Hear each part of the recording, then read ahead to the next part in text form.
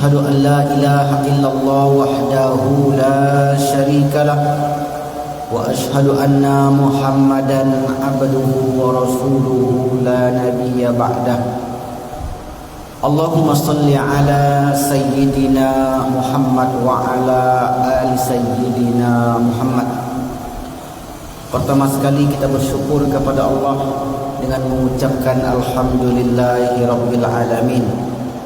Pada subuh yang berbahagia ini kita masih diberi kekuatan, sehingga dengan kekuatan itu kita dapat datang ke masjid dan dapat pula mengerjakan fardu subuh berjamaah, kemudian dilanjutkan dengan zikir, membaca doa, dan dilanjutkan pula dengan pengajian yang insya-Allah sampai 6:30 nanti. Tentu ini bukan perkara yang mudah. Walaupun sekedar duduk itu tidak mudah. Nyatanya banyak orang yang habis solat tak sempat zikir, tak sempat berdoa, apalagi duduk sampai 1 jam. Berat ini Pak. Hanya orang-orang yang diberi kekuatanlah yang mampu bertahan, yang mampu menyelesaikan zikir dan doanya, dan mampu pula untuk meluangkan waktu duduk di masjid ini mendengarkan ilmu. Mudah-mudahan apa yang kita lakukan ini menjadi pemberat timbangan amal kebaikan di akhirat kelak. Amin ya rabbal alamin. Selanjutnya salawat dan salam tak lupa pula kita kirimkan kepada junjungan alam Nabi besar Muhammad sallallahu alaihi wasallam dengan lafaz Allahumma salli ala sayyidina Muhammad wa ala ali sayyidina Muhammad. Mudah-mudahan dengan terus berselawat kepada baginda Nabi, kelak di akhirat kita mendapatkan syafaatnya. Bapak Ibu yang dimuliakan Allah Subhanahu wa taala, setiap pekan ketiga kita mengkaji ilmu tentang akidah, tentang tauhid, tentang Allah Subhanahu wa taala. Secara rinci pembahasan kita adalah tentang beriman kepada hari akhirat. Karena rukun iman itu ada 6. Ada pembahasan tentang beriman kepada Allah, beriman kepada Nabi, beriman kepada malaikat, beriman kepada kitab, beriman kepada qada dan qadar. Yang kita bahas adalah beriman kepada hari akhir. Sebagaimana yang telah kita bahas pada bulan lalu, hari akhir atau perjalanan akhirat itu sangatlah panjang. Kenapa disebut perjalanan? Karena memang melalui step, melalui terminal-terminal, posko-posko yang begitu panjang, yang diawali dengan kehidupan di alam barzakh. Berapa lama hidup di alam barzakh? Sampai kiamat datang. Kapan kiamat datang? Wallahu a'lam bishawab. Tak ada yang tahu. Nabi dan malaikat pun tak tahu kapan kiamat itu datang.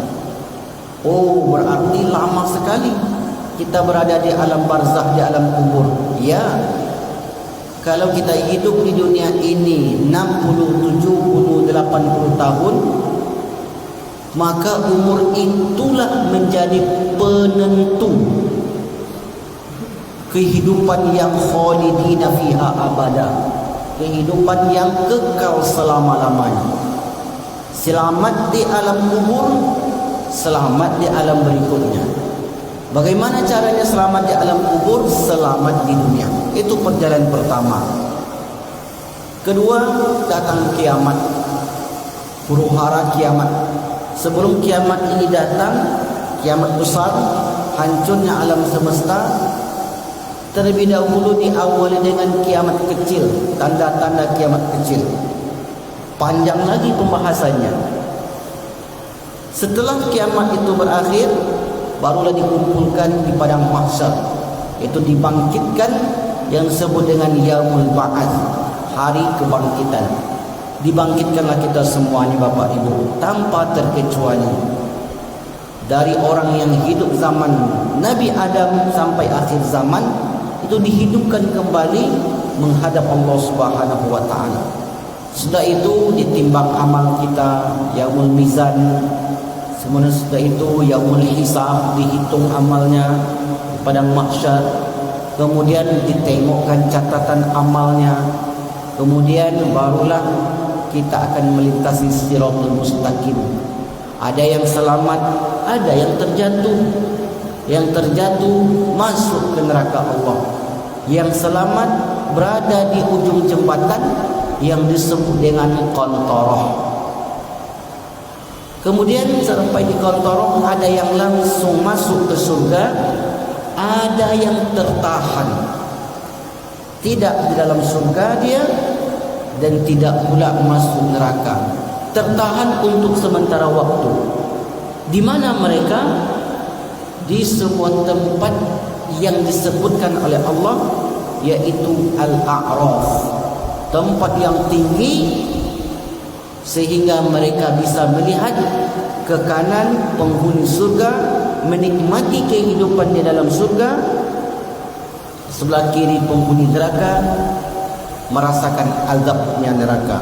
Mereka di Al-A'raf.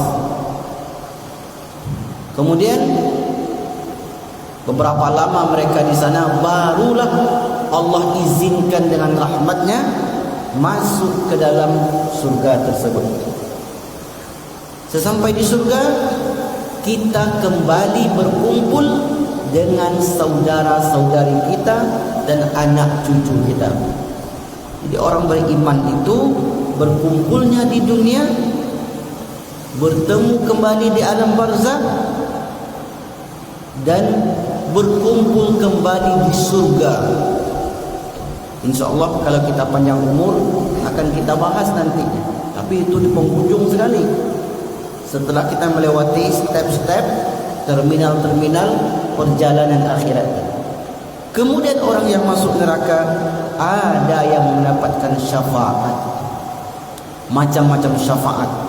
Syafaat anak yang soleh, syafaat sahabat yang baik, yang soleh, syafaat amalan Al-Quran dan lain sebagainya. Nah, itulah perjalanan-perjalanan yang akan dilalui oleh setiap kita.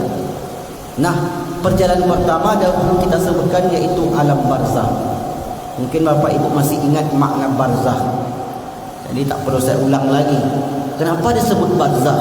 Kenapa disebut kubur? Nah, ini sudah kita bahas pada pertemuan pertama dahulu. Silakan tengok rekamannya. Kemudian yang dahulu kita bahas, apakah orang yang ada di alam barzakh itu hidup atau mati? Orang yang ada di alam kubur itu hidup atau mati? Jawabannya dahulu hidup. Makanya ketika kita ziarah kubur, kita sebut Assalamualaikum, keselamatan atas kalian di alam kubur, wa inna bikum insyaallah lahiqun. Itu pendeknya. Sesungguhnya kami yang hidup ini pasti akan menyusul. Ada orang tak menyusul di alam kubur? Tak ada. Ada orang yang tak mati? Tak ada. Semua kita pasti akan mati, pasti akan meninggal, dan pasti akan bertemu dengan Allah. Itu pasti itu, Pak. Tak ada ceritanya. Di mana pun dia tinggal, pasti bertemu dengan Allah. Pertanyaannya, seperti apa kita bertemu dengan Allah nanti? Siap atau tidak siap, pasti akan bertemu. Maka berbahagia orang yang diberi kesempatan untuk beramal, membanggakan amalan di hadapan Allah. Maka mereka hidup. Maka disebutkan oleh Rasulullah dalam hadisnya, innal qabra, sesungguhnya kubur itu awwalu manazilil akhirah, perjalanan pertama. Awwalu manazilil akhirah, perjalanan pertama. Faman naja minhu, siapa yang selamat, artinya siapa yang selamat di alam kubur itu, fama ba'dahu aisaru minhu, maka untuk berikutnya dia akan mudah. Faman lam yanju minhu, siapa yang tak selamat di alam kubur, fama ba'dahu a'saru minhu, maka untuk perjalanan berikutnya akan lebih sulit. Kenapa mereka disebut selamat, Bapak Ibu? Dan kenapa mereka disebut tidak selamat? Yang selamat mereka yang mendapatkan nikmat dari nikmat kubur. Yang tak selamat mereka yang mendapatkan azab dari azab kubur. Kita bahas satu persatu dulu.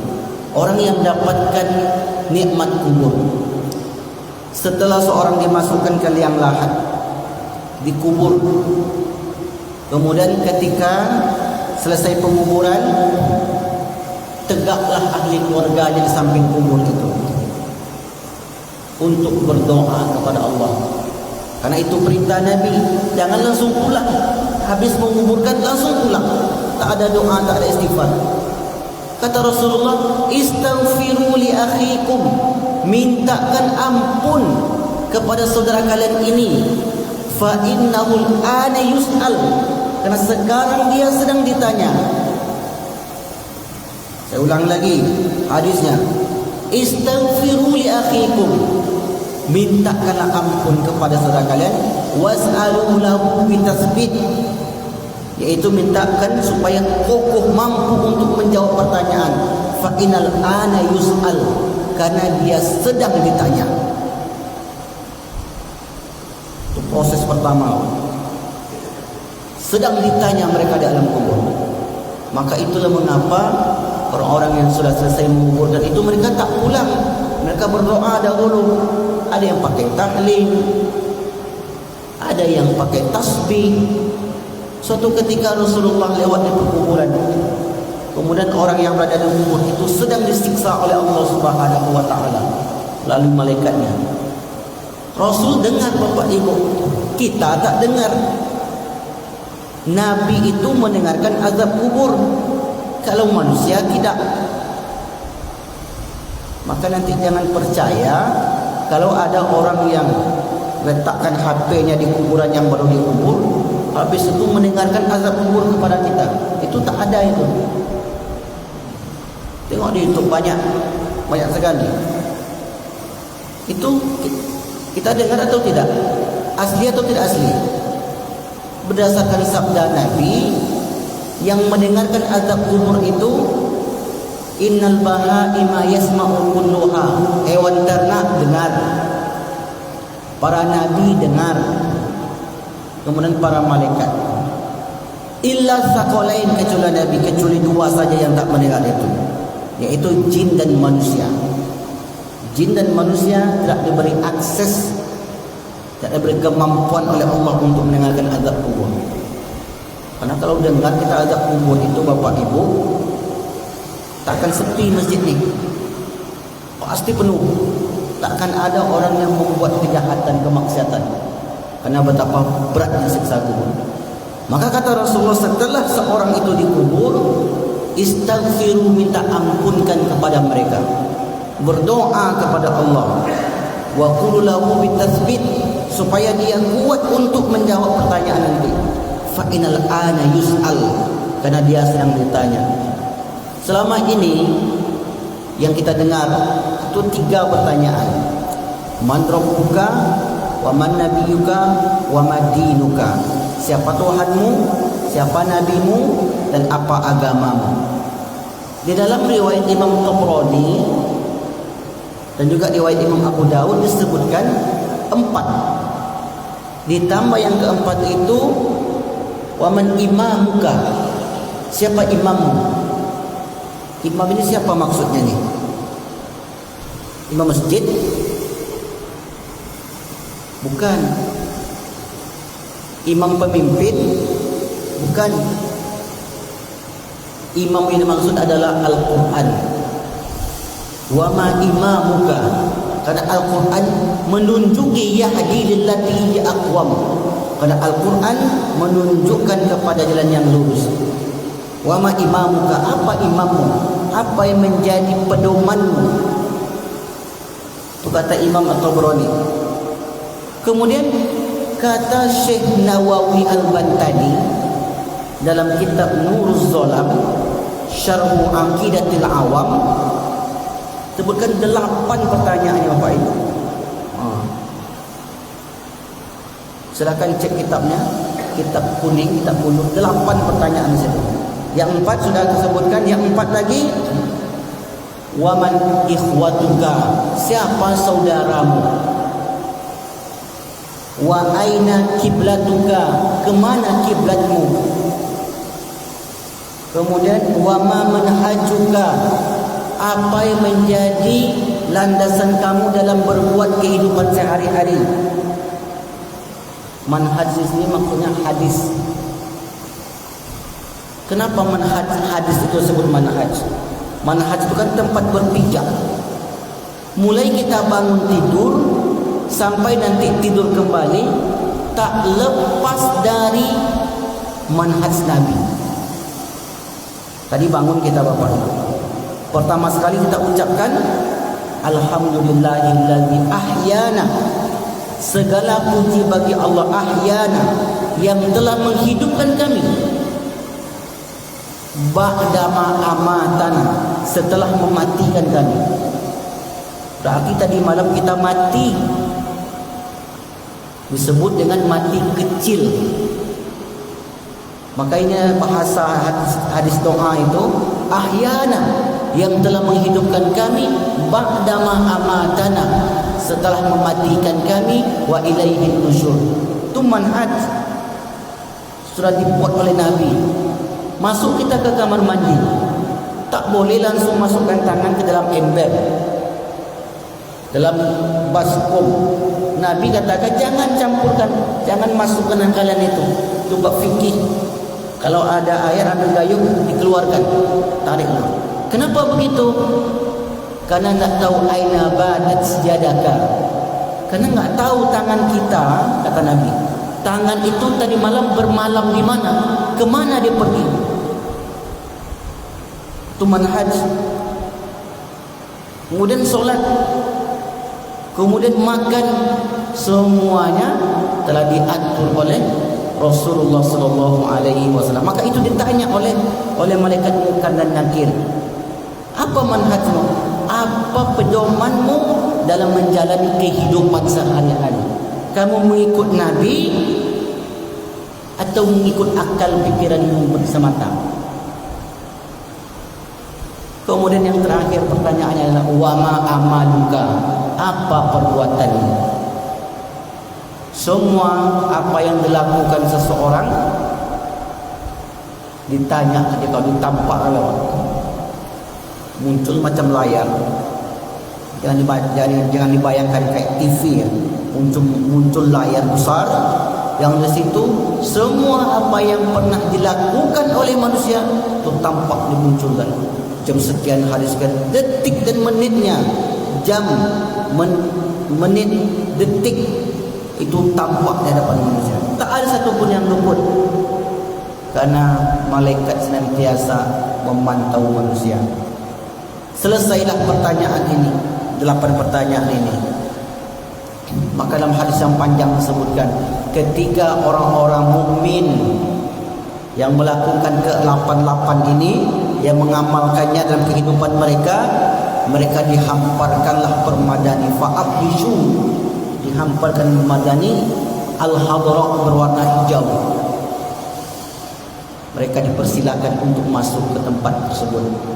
Maka itulah doa yang diajarkan Nabi, waja'al qabrahu, jadikanlah kuburnya itu ya Allah raudhatan min riyadil jannah. Raudhah itu artinya taman, taman dari taman surga. Belum lagi di surga, karena orang yang meninggal itu belum satu pun di surga. Semuanya transit di alam kubur. Siapa penghuni surga saat ini Ustaz? Ya penghuni surga yang bukan dari manusia, bidadari, pelayan, Karena yang pertama masuk dalam surga nanti Nabi Muhammad sallallahu alaihi wasallam. Jadi kalau ada ungkapan sekarang dia sudah beristirahat di surga sana, maksudnya bukan surga yang perjalanan tadi, tetapi taman dari taman surga yang berada di alam barzakh. Raudhatan min riyadil jannah. Itu kenikmatan yang selamat tadi. Selamat dalam kubur mendapatkan taman dari taman surga. Yang kedua, orang yang selamat tadi yurhabu qubruhu sab'una zira'an. Kuburnya itu meluas seluas 70 hasta. Kita tengok dari atas sempit aja nampaknya, karena kita menengok dengan mata zahir. Tapi orang yang tadi masuk ke alam barzakh, alam kubur, dia sudah merasakan luas. Terkadang Bapak Ibu, orang yang hidup, orang yang mengantarkan jenazah itu pun merasakan, ini kubur Bapak ni kok terasa luas ya, kok tampak lapang aja. Pernah ya Pak ya? Pengalaman manusia kan? Kalau saya mungkin gak pengalaman menengoknya, karena jarang menghantarkan jenazah, jarang langsung ikut. Tapi orang-orang yang senantiasa bekerja untuk itu, mereka menyaksikan, kok luas saja ya, lapang, terasa lapang. Maka inilah kebenaran hadis Nabi, yurhabu itu marhaban, rohibah, selamat datang wahai hamba Allah, kata kubur. Yurhabu qabruhu, kuburnya itu meluas sab'una zira'an, seluas 70 hasta. Bahkan dalam hadis lain disebutkan maddal basar, seluas mata memandang. Itulah yang dirasakan oleh orang yang mendapatkan nikmat kubur. Kemudian yang ketiga, nikmat kubur yang diperoleh oleh seorang adalah wa yunawwaru lahu qabruhu. Kuburnya itu bercahaya, Pak. Ada seorang syekh yang tinggal di Damaskus, Suriah. Syekh ini sebelum dia jadi syekh, pekerjaannya adalah al-haffar, tukang gali kubur. Tukang gali kubur 30 tahun lebih bekerja sebagai penggali kubur. Suatu ketika meninggallah seseorang anak muda, dikuburkanlah oleh bapak ini. Dia belum syekh ketika itu. Ketika dikuburkan, muncul cahaya. Tiba-tiba bercahaya kuburnya. Lalu kemudian pingsan menengok cahaya tersebut. Setelah terbangun, selesailah penguburan. Dengan penasaran melihat kejadian tersebut, dia ingin bertanya kepada ahli keluarganya, tapi ditahannya, belum ditanya lagi. Ditahan, dipendam, ingin sekali bertanya, tapi belum diajukan pertanyaan. Tak lama kemudian, berselang beberapa bulan, meninggal lagi dari keluarga yang sama. Dikuburkan lagi oleh bapak ini, melihat cahaya lagi. Penglihatan yang kedua ini dia tidak pingsan.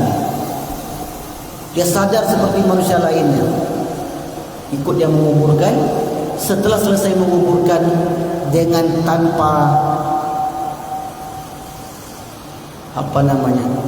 tanpa ditunggu-tunggu lagi, dia datang kepada ahli keluarganya. Tanya, siapa anak bapak, anak ibu yang dua barusan meninggal ini? Rupanya adik beradik. Siapa mereka?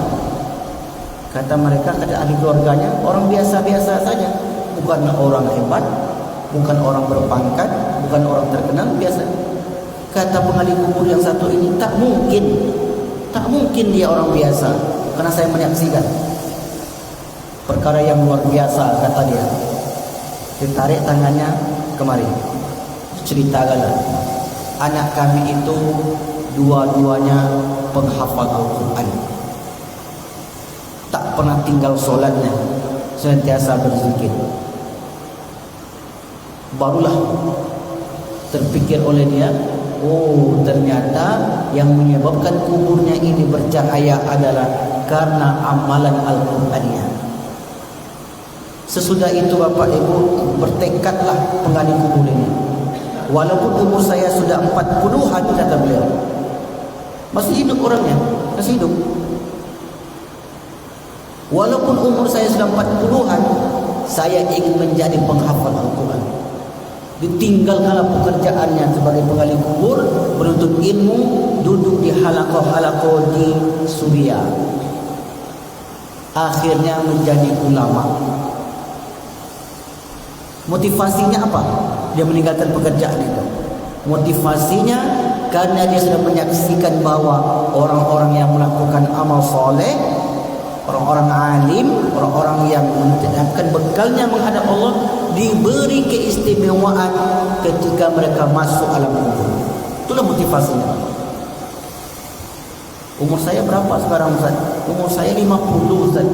Masih mungkin tak kami menghafal Quran, Ustaz? Kenapa tidak? Ada tak tempatnya, Ustaz, menghafal Quran umur 50 tahun? Saya dah 60 ni, Ustaz. Ada jamaah kami, jamaah Ustaz Mustafa, ikut karantina tahfiz Al-Quran di Lubuk Sakat. Berapa umurnya? 76 tahun. Suaminya ikut sekalian. Berapa umur suaminya? 78 tahun. Aktif ikut pengajian di mana-mana. Ikut karantina 2 angkatan. Angkatan pertama selesailah dia menyetor lebih kurang 15 juz. Selesai menyetor. Ingin lagi ikut angkatan kedua, disambung oleh dia. Alhamdulillah selesai dia 30 juz, 2 angkatan di karantina. Diikutkan sekalian anak cucunya untuk menghafal Quran. Motivasinya apa? Motivasinya adalah karena orang yang membawa Al-Quran dalam hatinya ternyata tidak dimakan oleh tanah. Jasadnya ini Pak, penghafal Quran itu tak disentuh oleh tanah. Ada hadisnya, Ustaz. Idza mata hamilul Quran, apabila meninggal para penghafal Quran, hamil artinya membawa, orang yang hamil membawa, hamil Quran yang membawa Al-Quran. Auhallahu ilal ardi, Allah berfirman kepada bumi, ya ardi kulu, wahai bumi makanlah, itu jatahmu, makan jasadnya ini, silakan makan. Karena kita ini kalau meninggal Bapak Ibu, 3 hari 3 malam aja bertahan di tanah. Busuk, memar, datang ulat, dah dimakan sama ulat, habis. Kecuali satu tulang nanti yang tinggal. Dari tulang itulah kita dibangkitkan kembali. Namanya tulang ekor, ajbuz zanab. 3 hari saja maksimal itu. Kecuali mungkin ada peti, ada apa, itu bertahan agak lama. Iza mata hamil Quran, penghafal Quran itu meninggal dia. Auhallahu ilal ard, bumi, Allah berfirman kepada bumi, makanlah, ini jatahmu. Kata bumi, kaifa akilu lahmahu, ya Allah, bagaimana mungkin aku memakan jasad orang ini? Wa kalamuka fi jawfi, sementara kalammu, firmanmu berada di kerongkongannya. Luar biasa, Pak. Di sini siapa yang sudah melihat orang yang sudah dikubur atau sudah meninggal puluhan tahun, jasadnya masih utuh? Sudah ada? Atau udah? Pernah lihat? Udah? Belum ya? Tapi percaya atau tidak? Percaya. Karena mungkin kita sering dengar berita ataupun dengar orang yang menyaksikan langsung datang. Saya secara pribadi belum pernah melihat orang yang sudah dikubur sekian tahun itu masih utuh, belum pernah. Tetapi ada orang-orang yang dekat dengan saya, dia langsung melihat. Dulu abah kami itu dikubur, sudah meninggal 20 tahun. Karena di situ dibuat jalan. Karena dulu kubur itu enggak beratur, di kampung-kampung itu enggak beratur. Dibuat jalan, terpaksa dipindahkan. Saat dipindahkan kaget, kok masih utuh? Kain kafannya rusak, tapi jasadnya tak rusak. Heran. Mungkin bagi orang yang belum mengetahui hadis ini ada penasaran, heran. Tapi bagi kita yang membaca Al-Quran, mengkaji hadis, jumpa hadis tentang keutamaan para penghafal Quran, tak begitu heran. Karena memang Allah Subhanahu wa taala beri keistimewaan. Luar biasa, Pak. Istimewa atau bukan ya? Orang yang jasadnya utuh itu istimewa. Syekh Nawawi Al-Bantani, itu ulama yang dari Banten, ulama besar dari Indonesia yang mendapat gelar Sayyidul Hijaz, penghulu para ulama Hijaz. Hijaz itu Arab Saudi dan sekitarnya. Dia penghulunya, dia penghulu itu yang hebat. Ketika makamnya dipindahkan, ternyata jasadnya masih utuh. Ini yang menyebut bukan 1-2 orang. Sanadnya mutawatir. Kita tak heran sebab karena orang tersebut atau Imam Syekh Nawawi ini dimuliakan karena Al-Quran. Jasadnya keluar. Di kuburnya itu meluas, kuburnya bercahaya, dan jasadnya sebagian ada yang dimakan oleh tanah dan sebagian tidak. Itu disebut dengan nikmat dari nikmat kubur. Adakah yang mendapatkan? Pasti ada. Itu disebut oleh Nabi, faman naja minhu, siapa yang selamat di alam kubur ini, fama ba'dahu aisaru minhu, akan lebih mudah. Wa man lam yanju minhu, siapa yang tak selamat. Tak selamat ini siapa ya? Disebutkan oleh hadis Nabi tentang siksa kubur. Fayadribu bimitraqatin min hadid, mereka itu dipukul dengan palu yang terbuat dari besi.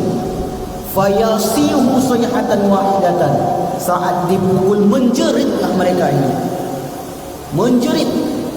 Hatta yasma'a mayyali, sehingga didengar oleh seluruh yang ada di alam semesta ini.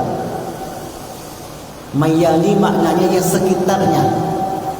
Dalam riwayat lain, minal masyriq ilal maghrib, dari timur dan barat. Begitu dahsyatnya siksaan mereka. Di mana dipukulnya? Baina uzunai, di antara 2 telinga. Di antara 2 telinga, telinga kiri, telinga kanan, sebut tengah-tengah. Dibatuk kepalanya, menjerit dia. Maka ketika orang-orang munafik itu ditanya 4 pertanyaan tadi, siapa man hadzal rajul, siapa laki-laki yang telah diutus kepada kamu? Kata mereka, orang munafik, orang-orang kafir, tak bisa menjawab. Aqulu ma yaqulun nas, aku berkata seperti orang-orang lain berkata. Buruk kata orang, buruk kata aku. Orang tak suka dengan Nabi, aku pun katakan tak suka. Orang tak suka dengan Islam, aku pun ikut. Orang tak suka dengan Al-Quran, aku pun ikut.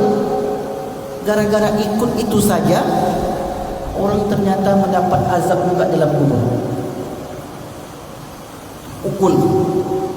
Suatu ketika Nabi lewat di kuburan, maron Nabi wal qabrain, ada 2 kuburan lewatnya.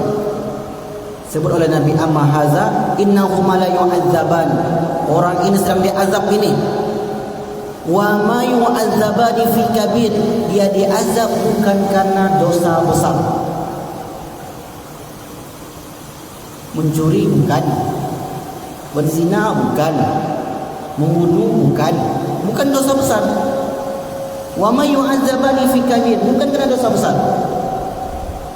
Kata Nabi, amma haza, yang ini nih, yang satu ini diazab ini, la yastatiru minal baul, habis buang air tak dicuci.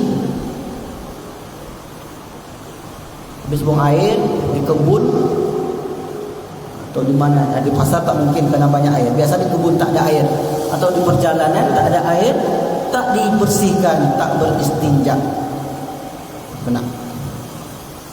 Maka di situ pentingnya bab istinja.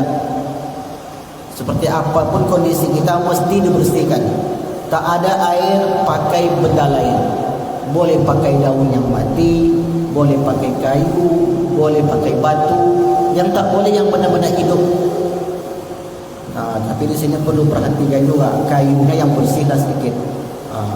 Batunya ya batu yang licin, jangan batu gunung ya bang ya. Bersih. Intinya dimanapun kita berada mesti beristinja. Satu ini. Wa amma hadza, yang satu ini, fakana yamshi bin namimah. Namimah, mengadu domba.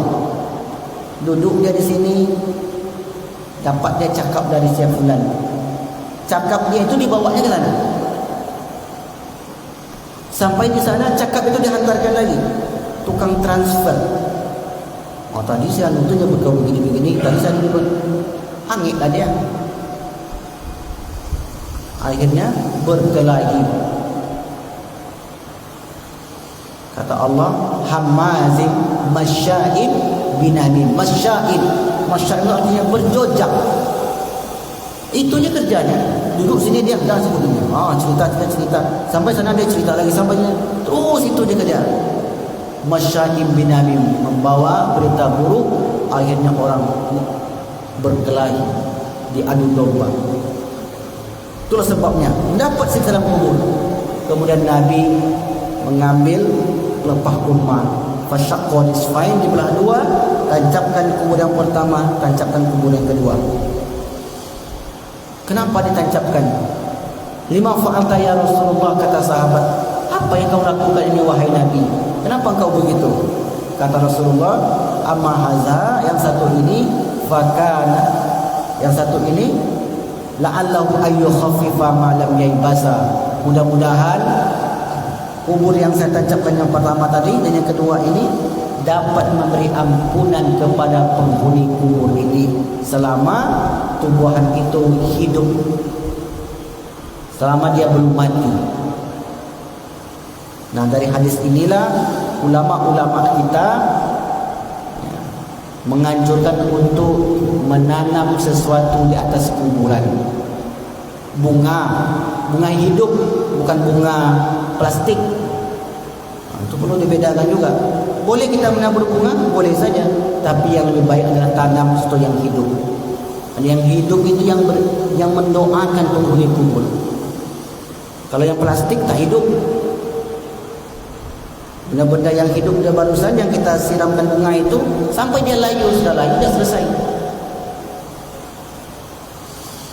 La'allahu ayyu khaffifa ma lam yabasa. Maka kalau tumbuhan saja memintakan ampun kepada penghuni kubur, tentu manusia lebih lagi berziarah, dan itu diperintahkan oleh Rasulullah sallallahu alaihi wasallam. Apalagi yang akan dirasakan oleh penghuni kubur, azab yang mereka dapat. Didatangkan ular, namanya ular tinin. Ular tinin yang siap memangsa orang yang melakukan kemaksiatan semasa hidup ini.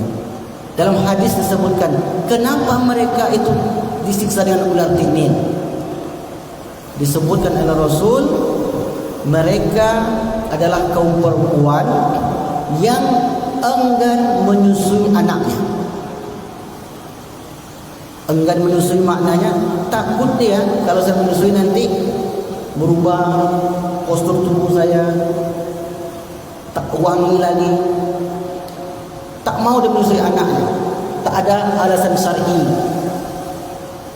Alasan syar'i, misalnya kalau dia menyusui dia sakit, itu boleh. Ini tak ada usul syar'i. Dia tak mau itu karena ingin menjaga karirnya. Tak mau itu karena tak mau dia badan tubuhnya itu rusak. Maka maka ternyata orang yang melakukan demikian di alam kuburnya pun mendapatkan dosa, mendapatkan siksa, yaitu dari seekor ular yang disebut dengan ular tinnin. Kemudian Bapak Ibu, ada berapa? Ada 4. Yang keempat, orang yang mendapatkan siksa kubur itu ditengokkan sepanjang hari neraka. Setiap hari neraka, tengokkan neraka kepada mereka. An-naru yuqradu 'alaiha ghuduwan wa 'ashiyya. Api neraka itu ditengokkan kepada Fir'aun ghuduwan wa 'ashiyya, pagi dan petang. Pagi dan petang maknanya sepanjang masa. Kata Imam Ibn Qayyim Al-Jauzi dalam kitab Ar-Ruh, siksa itu bagi orang beriman tidak terus menerus. Ini orang beriman. Orang beriman yang melakukan dosa tidak terus menerus, muqatta'ah. Adapun untuk orang kafir muwassalah, terus menerus. Kapan orang beriman itu tidak mendapatkan siksa? Ada 2 waktu. Yang pertama hari Jumat dan malam Jumat. Ma min muslim, tidak ada seorang muslim yamutu, meninggal yaumal jum'ah au lailatul jum'ah, pada hari Jumat atau malam Jumat, illa waqahu Allah min azabil qabr, kecuali Allah akan jaga dia dari azab kubur. Kata Syekh Mubarak Furi dalam kitab Tuhfatul Ahwazi, itulah keutamaan, salah satu keutamaan orang yang meninggal pada hari Jumat, yaitu saat itu mereka belum diajukan pertanyaan, dan ketika hari Jumat dan malam Jumat itu siksaan mereka diangkat. Khusus hari Jumat Bapak Ibu, Sayyidul Ayyam. Maka kalau ada orang yang meninggal pada hari Jumat, itu luar biasa, itu bagus, mendapat syafaat hari Jumat. Maka minta kita kepada Allah, mudah-mudahan Allah tutup usia kita pada hari-hari mulia, hari Jumat dan bulan suci Ramadan.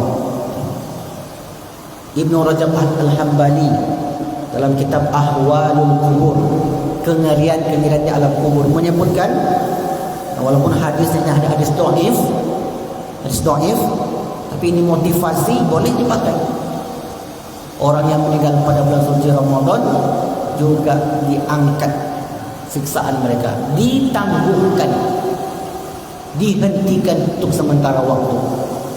Itulah sebabnya mereka yang sudah mendahului kita ingin sepanjang waktu bulan suci Ramadan. Kalau kita yang hidup di dunia, puasa lagi ya, 30 hari puasa. Mengeluh kita karena kita tak merasakan apa yang dirasakan oleh pendahulu kita, mereka yang berada di alam barzah. Padahal bulan suci Ramadan keutamaan pahalanya dilipat gandakan. Setiap apa yang kita buat itu dilipat gandakan, luar biasa. Continue. Ada orang yang siksa terus menerus, siksanya itu muqatta'ah, yang terhenti. Ketika siksaannya berat, ada transfer dari dunia, Pak. Transfer pahala dari dunia. Siksaannya diringankan. Suatu ketika ada orang yang disiksa, diringankan siksanya. Kenapa diringankan siksanya? Disebabkan istighfarnya anakmu. Anak yang di dunia mentransfer ke orang tuanya. Allahumma ighfir lahu warhamhu wa'fu anhu wa aqim zalam, kata anaknya. Didoakannya ayahnya. Dibacakannya Al-Fatihah untuk ayah emaknya. Dibacakannya Al-Quran. Bersedekah, berbuat kebaikan. Ini saya lakukan untuk ayah saya, almarhum ayah saya. Iza mata ibnu Adam. Ini hadis yang masyhur sekali. Kalau meninggal terputus semua. Terputus maknanya tak bisa lagi datang ke masjid raya ini. Terputus. Tapi ada tak terputus sedekahnya. Kalau ada sedekah, ilmunya, kalau ada diajarkan kepada orang lain, anaknya, kalau anaknya itu mendoakan. Kalau anaknya tak solat, jangankan doakan orang tuanya, diri dia saja tak didoakan oleh dia. Jadi itu ukuran itu. Sebagai penutup kajian kita pagi ini, ada kisah punya anak 5 Pak. Sukses doktor kelima-limanya. Bekerja di perusahaan besar, gaji besar. Sekarat ayahnya. Sudah nazak, sudah di sini nyawanya. Takut mereka lihat ayahnya yang nazak. Akhirnya datang dia ke imam masjid. Pak Imam, tolong kami Pak Imam. Kenapa ayah kami mau mati, mau meninggal, sudah sekarat? Marah Pak Imam ini. Kenapa enggak kalian talkinkan? Talkin itu apa Pak Imam? Tak tahu talkin Pak. Ayo kita pergi ke sana, ke rumah. Sampai di rumah ayahnya sudah tiada, sudah meninggal. Setelah meninggal, disuruhlah dia mandikanlah ayahmu ini. Gimana caranya? Tak mudah mandikan jenazah itu Pak. Salah-salah siram, masuk air ke hidung. Mencet perut itu jangan kuat-kuat. Ada orang mandikan jenazah, tekannya kuat-kuat perut. Tak boleh. Menggoleknya itu pelan. Ini golek orang kayak golek bala. Disuruh mandikan, tak bisa mandikan. Akhirnya diserahkan pada orang. Tak masalah diserahkan pada orang. Tapi ini anak dan ayah kita, tak mungkin diserahkan juga pada orang. Selesai mandikan, dikafani, disolatkan, disuruh jadi imam. Tak bisa juga jadi imam, terpaksa panggil orang lain lagi. Padahal dia ingin sekali untuk menyolatkan ayahnya. Tak bisa. Selesai menyolatkan, panggil orang, masuk kubur, digali, dipasukkan, ditimbun. Setelah itu berdoa. Tak bisa pula berdoa. Dah suruh orang lagi. Kemudian takziah, orang baca wirid, baca Yasin, dia pun tak bisa membaca Al-Quran. Ketika yang lain mulutnya gerak-gerak membaca Al-Quran, mulut dia pun bergerak-gerak. Apa yang digerakkannya? Termenung-menengok ke atas tu. Tak tahu apa terbayang. Nanti coba perhatikan sekali-kali Bapak Ibu, ketika kita takziah orang baca Yasin itu, tengok yang lain, apa ini bacaan? Bukan menghibah, bukan. Karena banyak masih ada orang yang belum bisa membaca Al-Quran, meskipun hidup di tengah kota, meskipun hidup di abad 21, abad 2021, meskipun di mana-mana ada pengajian, masih ada yang tak baca Quran. Percaya tak? Bahkan masih ada yang solat sunat ba'da asar, saking tak tahunya. Panjang ceritanya. Pada anak yang 5 tadi, secara hitungan duniawi berhasil, tapi untuk kebahagiaan orang tuanya sungguh sangat merugi sekali. Tak ada yang dapat dari orang tuanya.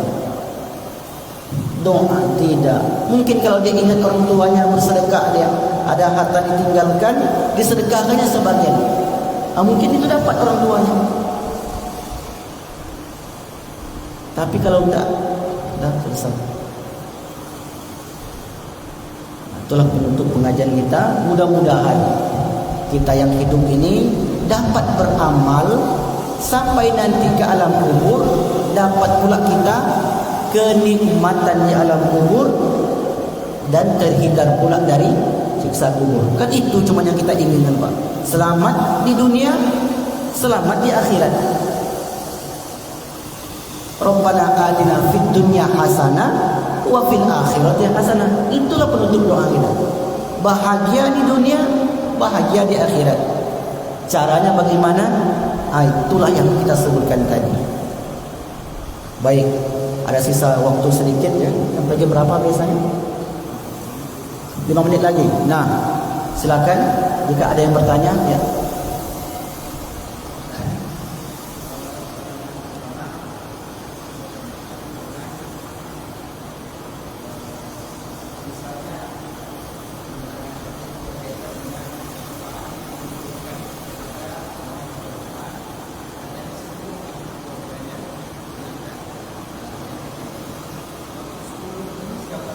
Baik.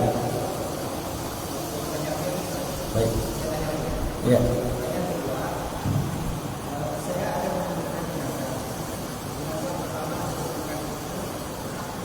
Kaku.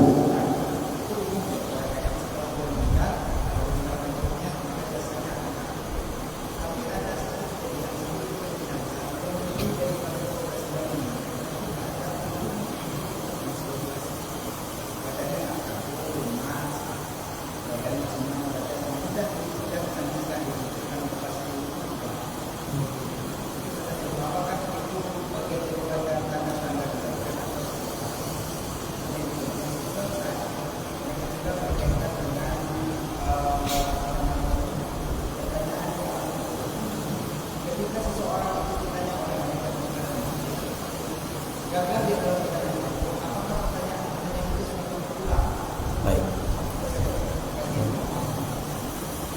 Masuk kubur, ditanya malaikat mungkar nakir, tak bisa jawab. Ada nggak ujian susulan? Pertanyaan susulan. Macam orang tes PNS lah. Tak lulus tahun ini bisa ikut tahun depan. Ya. Di alam barzah. Ya. Jadi sependek yang saya baca tentang pengalaman orang, pertanyaan itu diajukan cuma sekali. Ya, pertanyaan itu diajukan sekali. Penentulah pertanyaan itu.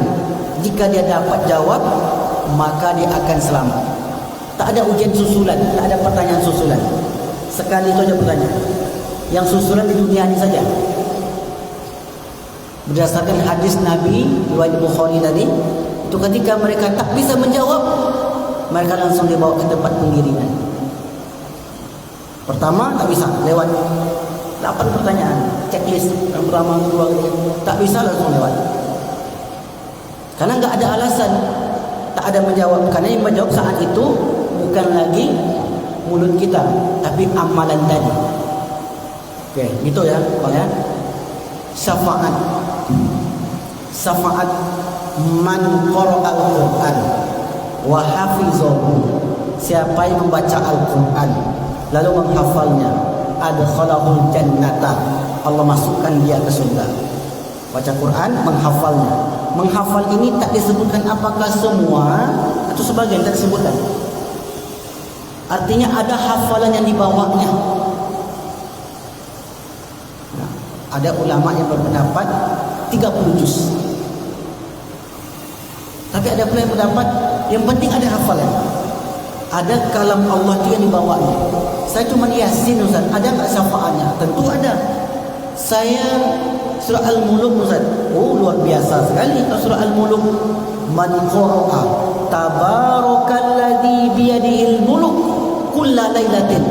Siapa yang membaca surah Al-Muluk setiap malam sebelum tidur, mana'ahu Allahu min azabil qabri. Allah cegah dia dari azab kubur. Panjangnya nanti itu ada bab khusus tentang amalan-amalan yang mencegah kita dari azab kubur.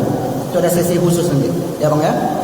Tapi hafalan Quran banyak atau sedikit itu akan memberikan syafaat kepada penghafalnya.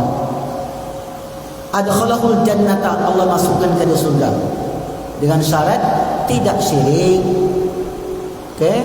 tidak melakukan dosa besar, dan tidak ya, tidak melakukan dosa-dosa yang lainnya. Dosa besar itu banyak. Adkhalahul jannata, Allah masukkan ke surga.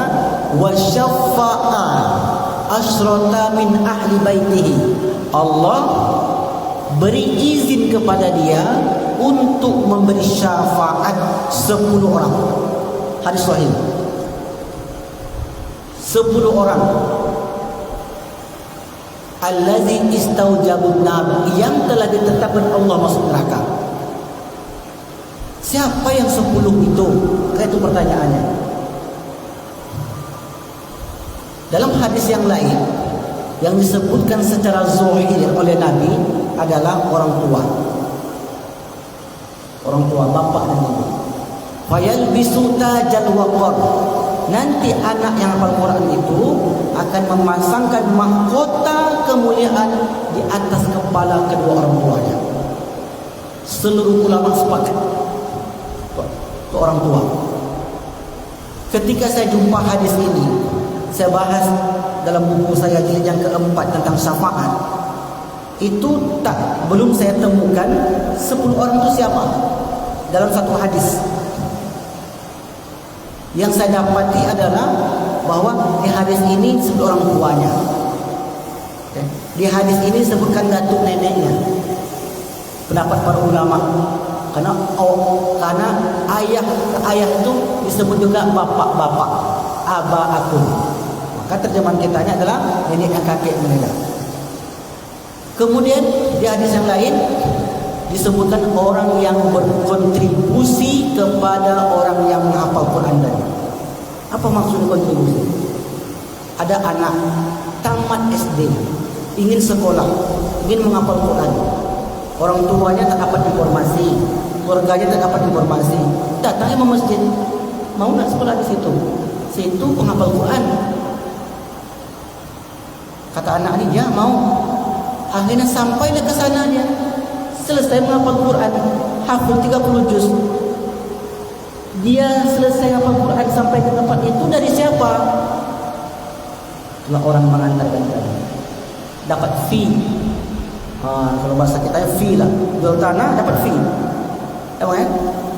Dapat fee-nya, tapi dia disamakan dengan fee untuk memudahkan saja, dapat fee. Siapa lagi? Susah dia dalam menuntut ilmu. Ada di antara kaum muslimin yang memiliki kelebihan harta, ingin dia bersedekah, bisa dia melangsungkan studinya. Ada kontribusi tak? Ada kontribusi. Semua orang yang berkontribusi di sekitar dia, maka itulah yang akan diberi syafaat. Sebanyak 10 orang. RT RW-nya misalnya punya programnya, menyekolahkan orang kampung dia. Pemilik masjid Raya Anur atau pengurusnya punya dia peluang karena kenalan banyak dari orang lain. Tolong ya, ini ada anak mampu ini, dia ingin sekolah hafal Quran tapi ekonominya lemah. Tolong terima ya. Diterima sekolah itu, hafal Quran, dapatlah dia datang. Nah, itulah orang yang akan memberi syafaat kepada orang-orang yang telah menghafal Quran tadi. Nah, yang saya temukan begitu. Tidak ada secara khusus disebut oleh Nabi. Yang disebut khusus itu hanya orang tua dan bapak-bapak mereka. Oke, begitu ya. Nah, dan itulah kelebihan orang yang menghafal Quran itu, Bapak Ibu.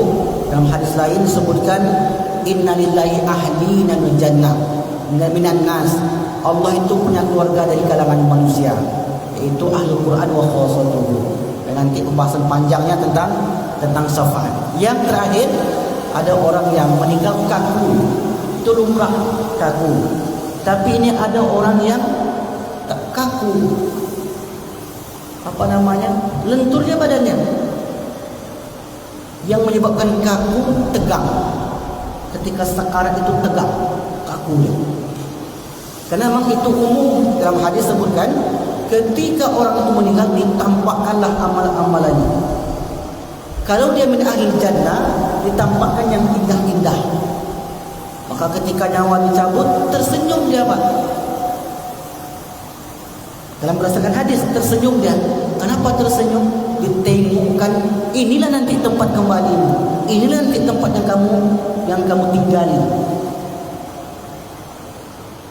Bapak ini dapat hadiah, dapat rumah harga 5 miliar. Tersenyum atau menangis, Pak? Tersenyum pastinya. Tersenyum juga. Senang kan? Dapat hadiah, umroh gratis. Bukan main, senang tadi. Walaupun nangis tapi tersenyum. Ditampakkan amalan tadi, tersenyum dia, tak tegang. Secara detailnya seperti apa yang menyebabkan, saya tak tahu. Apa ada faktor lain, itu saya tak tahu. Saya hanya berdasarkan hadis tadi, orang yang tidak tegang ketika menghadapi sekarat itu, dia akan mengalami kemudahan dalam penjasadnya. Wallahu a'lam bishawab. Nanti kalau perkara gaib ini terlalu dalam, saya jadi dukun, saya nanti meramal-ramal. Jadi mesti dengan hadis. Jadi tak ada cerita belajar akidah itu logika masuk. Logika itu di belakang setelah Al-Quran dan hadis. Jangan logika dulu baru Al-Quran dan hadis. Itu Mu'tazilah, liberal. Kita mesti hadis. Kalau bisa kita masuk akalkan, kita buat berdasarkan penjelasan para ulama. Baik, ibu-ibu ada? Cukup? Cukup.